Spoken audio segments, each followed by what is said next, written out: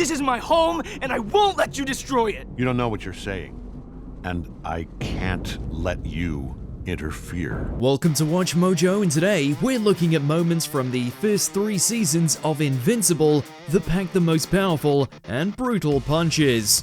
You know what really hurts? Spoilers, plenty of which you'll find here. You're the one who kills innocent people. I'm just making sure you can't ever do it again. Number 30, Cecil's scars.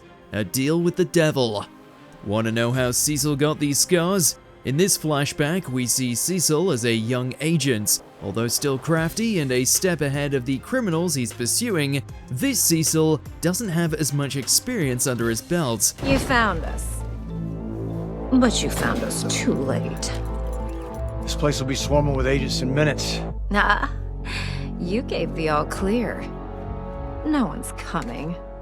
And they never will. When it appears Cecil has Knuckle Buster and Force Fist cornered, the Order of the Freeing Fist members choose death/destiny over imprisonment. They set off a bomb containing Chemical X. It doesn't turn Cecil into a Powerpuff Girl, but the chemical melts his flesh as he attempts to contain the outbreak. Cecil's effort reduces the number of lives lost, and most of his body is patched up. With 17 deaths that could have been prevented though, Cecil wears his facial scars as a reminder of his failure. It's a reminder that I messed up and to never let it happen again. Number 29, Donald learns the truth. This must come as a shock, and I'm not going anywhere. Coming back from the dead isn't uncommon in Invincible, or superhero media in general. After seemingly being blown to bits, Donald Ferguson returns alive and well with no recollection of his demise. After Omni-Man went bad last year, we blew up our surveillance house to stop him. You triggered it after getting everyone to safety. You barely made it out alive yourself. So why don't I remember it? Cecil's right-hand man gradually realizes the truth. His original body was destroyed, and he's now a cyborg. Cecil still doesn't tell Donald the whole truth up front. Donald has repeatedly died, with his memories wiped each time. Some might say this spares Donald the trauma. To others, it's just repressing that trauma. Either way, Donald is forced to question if he's more machine than man. The fact he can be rebuilt and rebooted makes him feel even more like property than a person, which hits almost as hard as his endless cycle of death. We're not our bodies. We're the decisions we make, the lives we change, the people we love, or who love us. I don't need to forget that. Number 28, Anissa annihilates Mark. I'm not going anywhere. Mark is mightier than mortal humans and most of the superhumans he fights. Compared to the rest of the universe though, Earth is a small pond and Invincible is a big fish. When fellow Viltrumite Anissa threatens Amber, Mark becomes a goldfish going against a sea monster. What do you want? To talk? Somewhere we can speak alone? Okay. If you leave without hurting her or anyone else, I'll meet you above us in the sky. Be quick. Speaking of which, Anissa defeats a literal sea beast in the blink of an eye. Although it's clear Anissa is stronger than him, Mark still refuses to accept his Viltrumite mission. Done negotiating with words, Anissa uses her fists to make Mark see reason.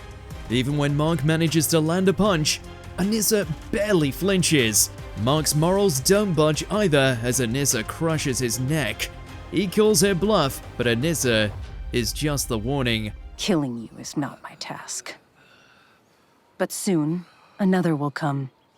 And if he finds you still resistant to your destiny, he will demonstrate the error of your ways, and this whole planet will pay the price. I pray you come to your senses before then. Number 27, Titan vs. Henchman. That actually hurts. He's a devoted father and maybe even a good guy deep down, but he can also absolutely destroy a group of opponents when he needs to. While working for Machine Head, Titan takes on a warehouse full of guys employed by a rival crime boss, Mr. Liu. Kill him!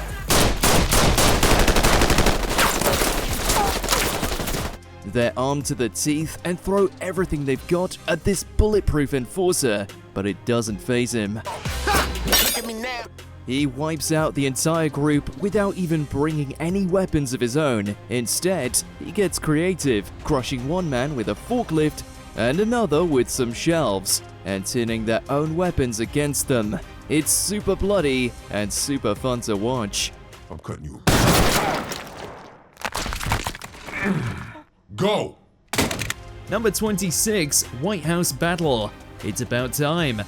The show's first major action sequence is also probably the most optimistic, capturing the fun of an old-school Saturday morning cartoon. That's not to say the sequence doesn't pack a powerful punch. The attack catches us off guard as two Secret Service agents make casual small talk, only to be interrupted by the Mauler twins. We were supposed to be inside. The White House is heavily armed, showing that this sort of thing is commonplace, but the Maulers have come well equipped. Steve gets in one good shot before one half of the villainous pair prepares to smash him. Fortunately, the Guardians of the Globe show up just in time, receiving additional backup from Omni-Man.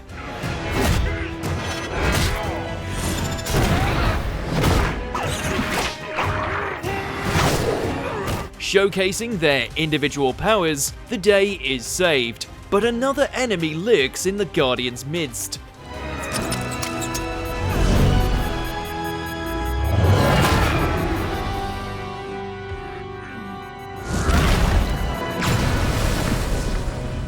Number 25, Don't Mess with Monster Girl.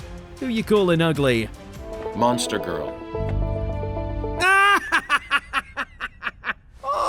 Look at her, she's adorable. It's highly satisfying seeing Rexplode get his ass kicked.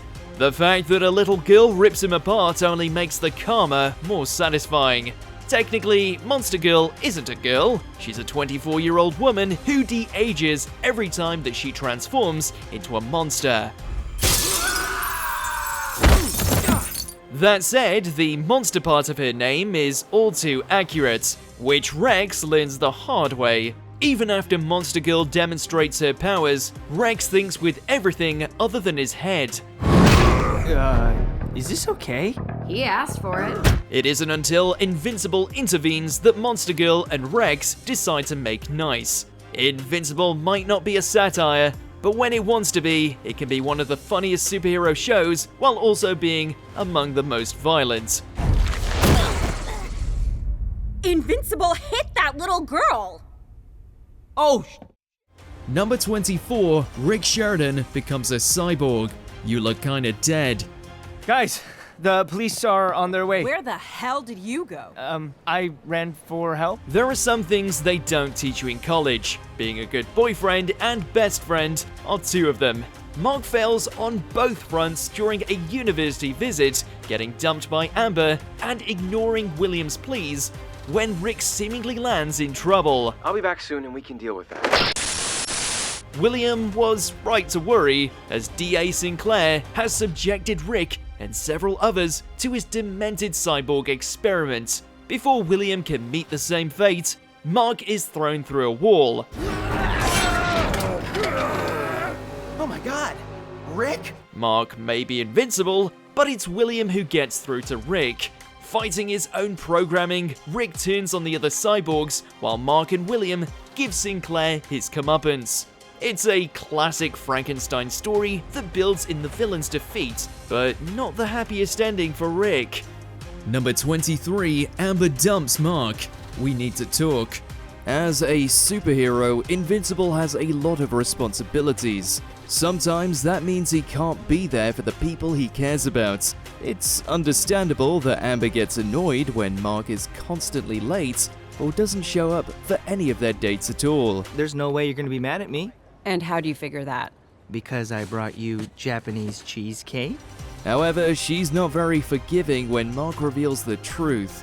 Instead, she gets angry that he didn't tell her sooner. This seems a little harsh. I wanted to tell you so many times. Did you hear what I just said? Can we really blame Mark for being protective of his secret identity? After all, they're still in high school, and they've only been dating a few months. Mark has been through a lot during that time, but the way Amber rips his heart out is one of the most brutal punishments he's taken so far. I'd like to be alone. Number 22, Viltrumites attack Allen. This missive, this machination. This lovable alien was genetically engineered and trained to stand up to Viltrumites. However, the interplanetary conquerors are so powerful, even Allen is no match for them. Thetis thinks there's a mole, and I am supposed to... When three of them attack, demanding information about Nolan and Mark, Allen has no chance against them. Though he knows they're probably gonna kill him, he maintains his snarky attitude and refuses to tell them anything. They beat him savagely as his girlfriend Talia looks on in horror, knocking out his eye and even tearing off his arm. Amazingly, Allen survives the encounter, but just barely. How is he? Alive. For now. Number 21, Omni-Man kills the pilot. Where I really come from. It's hard to overstate how cruel and heartless Omni-Man can be. Shortly after he revealed the truth about his origins to Mark, Cecil sends fighter jets to attempt to take him down. Look what they need to mimic a fraction of our power. Nolan destroys one of the planes, but Mark acts quickly and saves the pilot, at least for a few seconds. Thank you. Didn't think I was gonna make it. Nolan then murders the man in a particularly gruesome way, just to make a point about how meaningless human lives are. Mark is naturally horrified. Even after all the violence we've seen Omni-Man commit up until this point, the moment is still shocking. It sets the scene for the even more ruthless fight coming up. Now or in 50 years when he's old, what difference does it make? Number 20, Robot's True Form and Death. We need to talk. One of the show's more mysterious characters, Robot's backstory and motivation are slowly fleshed out, especially in the season's penultimate episode. Gentlemen. Oh, what is that? The Maulers are surprised and disgusted to find that Robot is controlled by the deformed Rudy Connors. They create a clone of Rexplode for Rudy and insert a copy of Rudy's mind into the new body.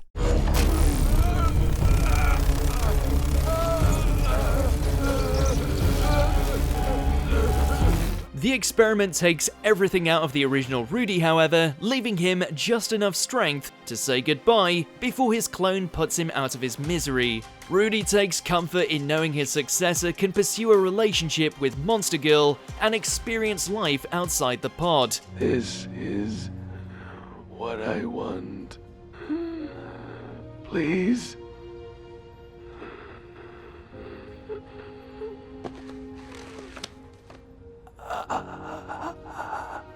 It's a bittersweet farewell that gives new Rudy a fresh start. What he'll do with it is where things could get messy.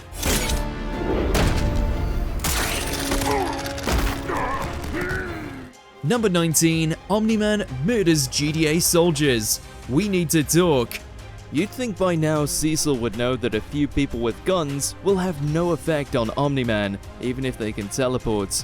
Once Nolan's secret is revealed, Donald and Cecil get Debbie to safety, and Nolan comes home to an empty house. At least it looks empty. Soon, Cecil's soldiers begin teleporting in to attack Nolan.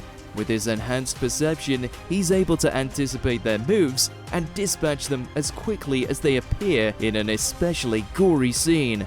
Moments later, Omni-Man discovers that Donald has been spying on him from across the street, and Cecil's loyal right-hand man immediately becomes his next victim.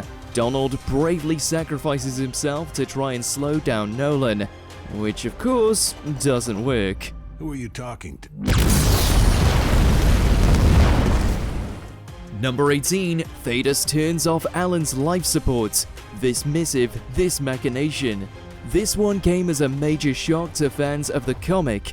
In the source material, Thetis and Allen were longtime allies, fighting side by side in the war against Viltrum. Allen, You continue to prove yourself the Coalition's most valuable asset. That's why this scene in the show is such a gut punch. After Allen is nearly killed by a Viltrumite attack, Thaddeus visits him in the hospital. He sends Talia away, promising her he'll watch over Allen. I will watch over him. But instead of standing watch, he powers down the machine keeping Allen alive. It's an astonishing betrayal that left the audience reeling. However, many fans are sure this isn't the last they've seen of Allen the alien.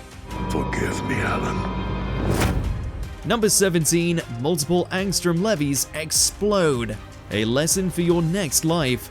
This one starts off with good intentions. Levy just wants to combine all the knowledge of his alternate selves into one mind, so he can defeat the evil versions of Invincible and save the world. I'll help our world first, of course. Then everywhere else. Unfortunately, he makes the mistake of getting help from the Maulers, and of course, the Invincible we know shows up to stop them. When Levy interrupts the process himself, the results are devastating. The machine explodes and hundreds of other Levies, not to mention quite a few Maulers, are killed. The original Levy survives only to become a supervillain. We feel bad for the guy, but ultimately, he should have known better than to attempt this incredibly dangerous experiment. Who the hell are you? That's what I said. Me? I'm not your problem. Number 16, Eve versus her siblings. Invincible Atom Eve. In this special episode, we learn that Eve was engineered in a government lab. Since she was born, every attempt to recreate her special powers has failed, resulting in a family of horribly mutated children. Our siblings? You're phase 1, phase 2, phase 3, phase 4. When they're released from their tubes and attack, the outcome is as sad as it is sickening. The kids' unstable bodies disintegrate as they fight, yet they're driven by jealousy and rage to defeat Eve. The pitiable crew throws everything they've got at her, endangering dozens of innocent people in the process. But in the end, Eve can only feel sorry for her unfortunate siblings. I wish everything was different for us. Number 15, The Exorcism of Damian Darkblood. Neil Armstrong, eat your heart out. You can come out. I'm not hiding. Cecil. A bit like a cross between Hellboy, John Constantine, and Rorschach, Damian Darkblood is a demon who solves crimes to keep himself out of the bad place. After the Guardians of the Globe meet their demise, Darkblood immediately becomes suspicious of the lone survivor, Omni-Man. Didn't kill Guardians. Didn't try to kill Nolan. I know. Darkblood isn't the only one, but Cecil feels it would be reckless to pursue Nolan without more information first. So when Darkblood gets just a little too involved in the case, Cecil doesn't hesitate to remove the demon from the picture. Never thought you'd be the one to protect him.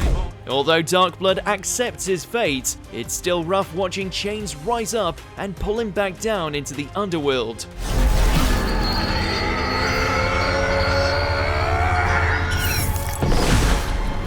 Whether or not this is the last we see of him, Darkblood was smart enough to leave his notepad in a safe place.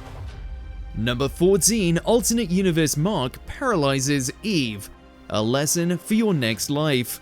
Season 2 opens with a disturbing look at what would happen if Mark teamed up with Omni-Man to take over Earth.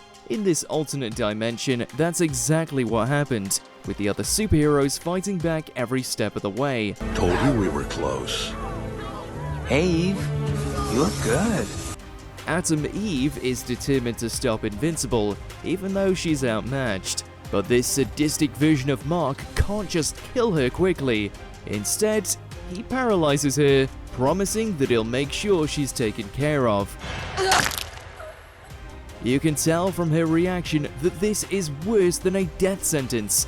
It's terrifying to think about how many times Eve must have met the same fate in other universes. Yeah, I've got some people who'll take care of her. So, I can visit. Number 13, Mark dethrones the Immortal. You were my hero. Forced into the future, Mark finds himself in a bleak reality where the Immortal's power has gone to his head. Although Immortal has become king, his existence is almost as empty as the planet he now rules. You finally came. Thank God. It's been so many years since you left with your family. I wasn't sure I'd recognize you. I am not the same Mark you know. I'm from, I guess, the past. With aeons of regret weighing him down, the Immortal asks Mark to do what nobody else can: kill him.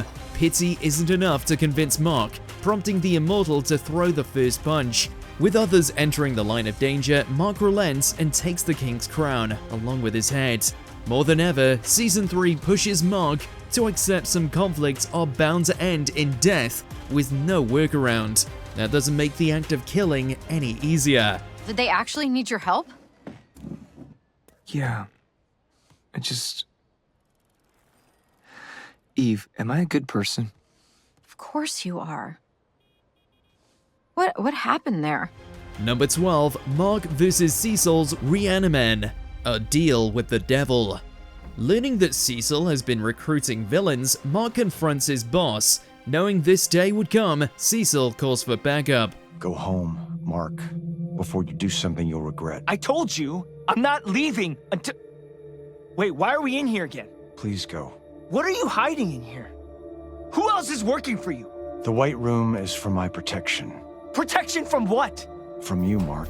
Mark takes down Cecil's Reaniman, but this is just the first wave. In addition to having more Reaniman, Cecil implanted a device in Mark's head to keep him in line.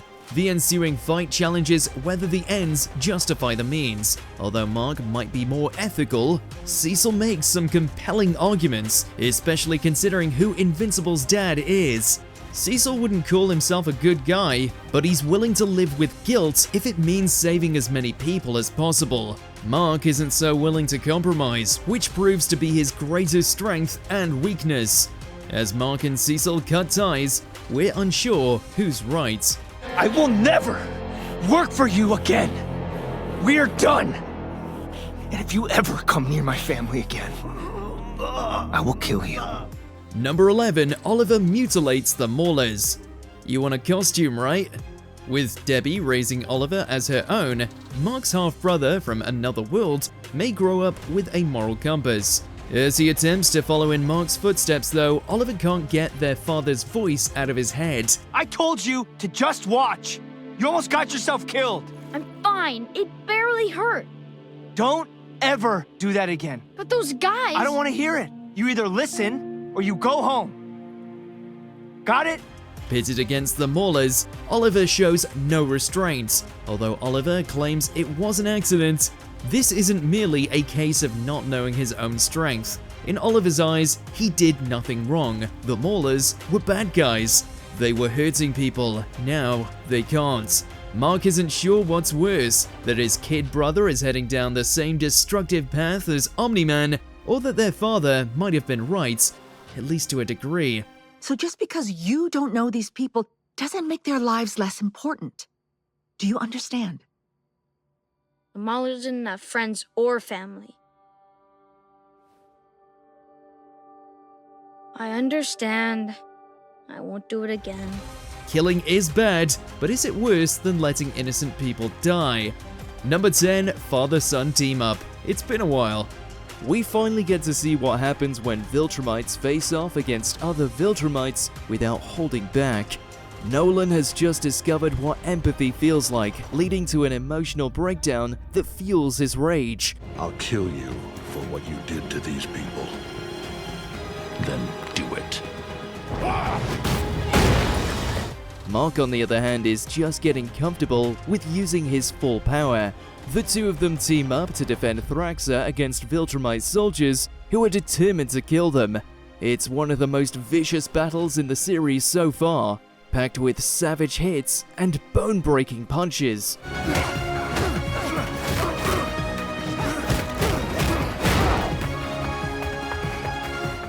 The action happens so fast that it starts to resemble the panels of a comic book in a pretty cool homage to its source material. Number 9, Immortal returns. We need to talk. As Nolan seeks out Mark, Cecil throws every obstacle in his arsenal at Omni-Man, only mildly inconveniencing him at most. Cecil breaks out the big guns with a kaiju, which still stands little chance against Omni-Man, especially once Invincible joins the fight.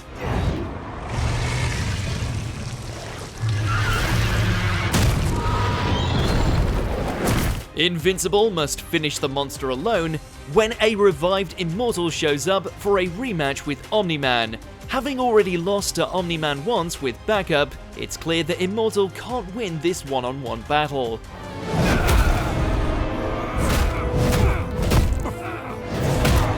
He's too blinded by hate and betrayal to think about anything but crushing Omni-Man though. The two engage in a Dragon Ball-esque showdown that ends in a gut punch. Emphasis on both the gut and the punch. In disbelief, Mark sees his father for what he truly is. Number 8, Omni-Man destroys Flaxans. Here goes nothing. After clashing with Invincible and the team multiple times, the Flaxans perfect their world domination strategy. This is where Omni-Man steps in, sending the extra-dimensional aliens back where they came from. Although humanity assumes Omni-Man is their savior, they fail to realize two things. Back in the Flaxans' homeworld, Omni-Man doesn't resolve the issue as peacefully as possible. You don't seem to understand. Earth isn't yours to conquer. He pushes their world to the brink of absolute destruction over an extended period, going much further than he needs to. Secondly, Omni-Man didn't stop the Flaxans to defend Earth.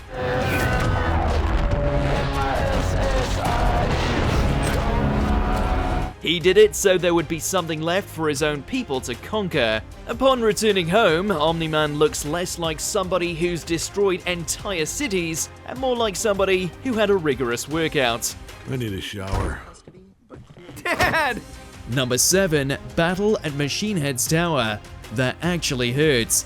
When Invincible decides to help Titan, the two confront Machine Head at his tower. The mechanical villain knew that they were coming, however, and thus hired some muscle. I've got money! The most formidable bodyguard is Thok, the Battle Beast, who nearly destroys Invincible before the new Guardians show up. Cecil got an anonymous call. We'll take it from here. One might assume that this is where the tide begins to turn. On the contrary, this is where things become increasingly dire, with Monster Girl, Black Samson, and Invincible left in the most critical conditions. The main reason they survive is because Thok grows bored and leaves while Machine Head's right-hand man turns on him.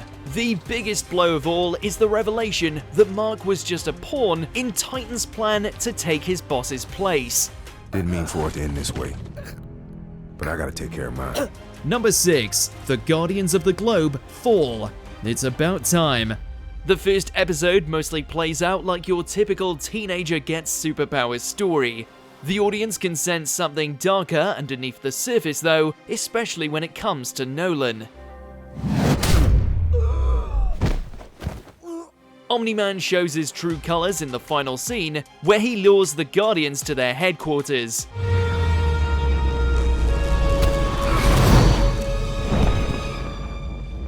The Guardians are all well-defined heroes, leading us to believe that they'll be mainstays of the show. This makes it all the more jaw-dropping when Omni-Man takes out all of them in a surprise ambush.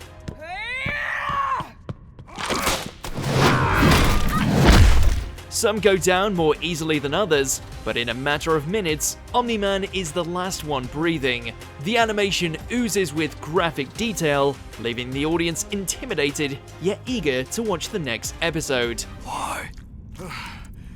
Why? Number 5, Mark leaves Angstrom Levy headless. I thought you were stronger. Few villains have pushed Mark to the edge like Angstrom Levy. Blaming Invincible for everything that's gone wrong in his life, Levy takes Debbie and an infant Oliver hostage. Who are you and what do you want? Levy throws everything he has at Mark in a battle that spans dimensions. Mark tries to avoid ending the fight like his father would. Seeing his mother in pain, Mark finally reaches his breaking point. Knowing that Levy won't stop as long as he's breathing, a rage-filled Mark takes his giant head and reduces it to a puddle. Believe it or not, Levy isn't quite dead yet. Mark doesn't realize this as he looks at the blood on his hands, questioning what he's become. Despite losing this fight, it still feels like Levy won. I did something horrible. We know. The only logical reason for you to be stuck in this dimension would be if you injured or killed Angstrom Levy during your fight. We knew this long ago. Number 4. Invincible Variants Attack. What have I done? Surviving his last encounter with Mark, Angstrom Levy recruits invincible variants from other realities to destroy Earth. Go! Destroy everything in your path! Make them see invincible! Make them fear invincible! Make them hide! The heroes of the world are outmatched, with Atom Eve hospitalized, Rexplode setting off what might be his last explosion, and Mark facing what he could have become and still can become. The only reason Earth still stands is because the invincible variants turn on Levy, who retaliates by backstabbing them. Although Levy was prepared for that double cross, he's caught off guard when the technicians decide they're done helping him. We had a deal that you failed to honor.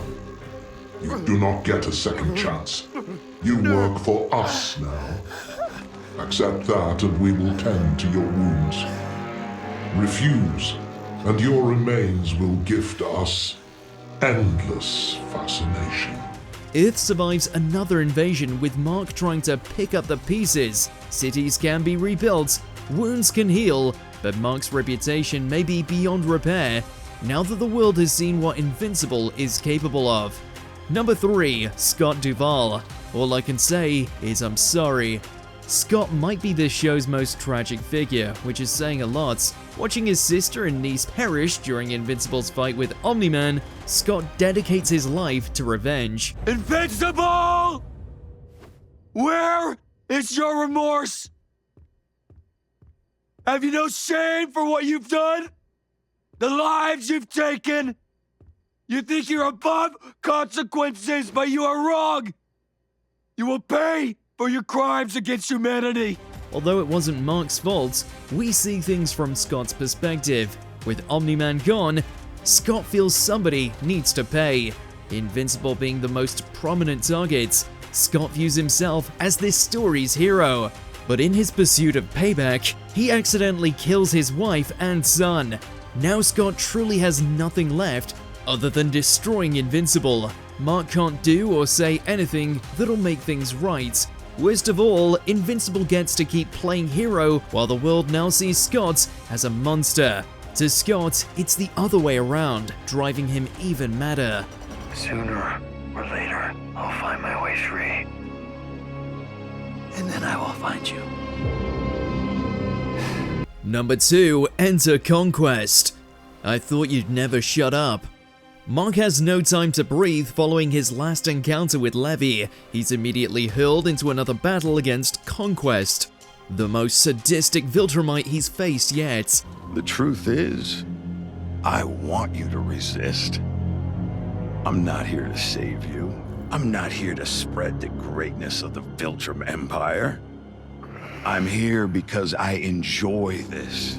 Even with pent-up rage from his last fight, Mark barely holds his own against an opponent who revels in spreading misery. Although Mark receives backup, Oliver is a distraction at most. Eve fares better, but is still left with half a face and organs on the outside.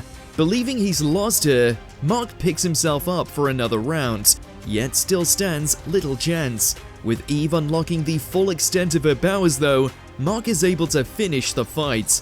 He may be out of fists, but that doesn't mean Mark can't crush Conquest's skull with his own. It's okay, Mom. I'm okay. Before we continue, be sure to subscribe to our channel and ring the bell to get notified about our latest videos.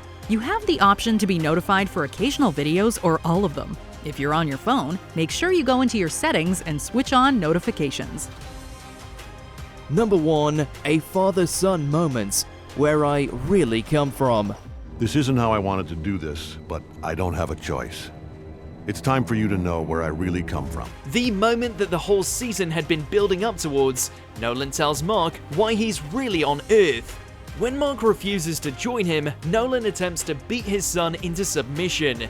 He destroys part of Chicago and takes numerous innocent lives just to get his argument across. How could you do this? That was your fault. Your stubbornness against the inevitable killed those people. As disturbing as this imagery is, hearing Nolan call Debbie a pet and imply that Mark is replaceable stings just as much. Please. Even as Nolan turns his face into tomato soup, Mark would rather die by his father's fist than turn his back on Earth. Nolan is ready to finish Mark before recalling a memory from his childhood. Pulling back, Omni-Man abandons his son and Earth, suggesting there may be some humanity in the Viltrumite.